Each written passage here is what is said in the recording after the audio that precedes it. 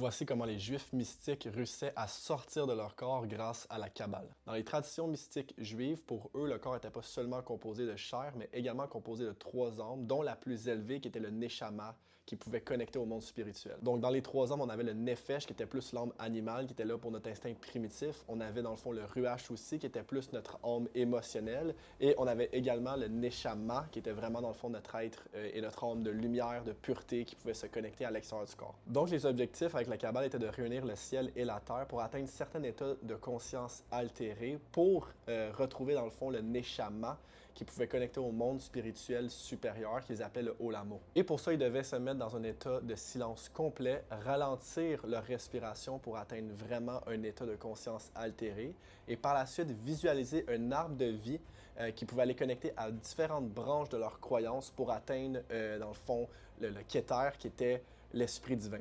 Dans cette méditation, il devait visualiser ces 10 niveaux de conscience. On parlait du ciel et la terre tantôt, donc le ciel étant le Keter et la terre étant plus le Malkout.